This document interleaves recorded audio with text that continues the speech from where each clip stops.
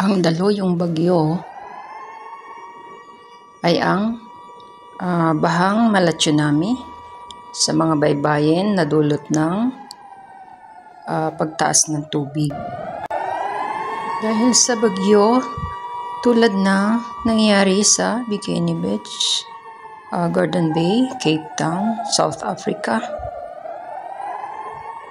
cars swept along Newmont Springtide. Dakong 3:30 ng hapon.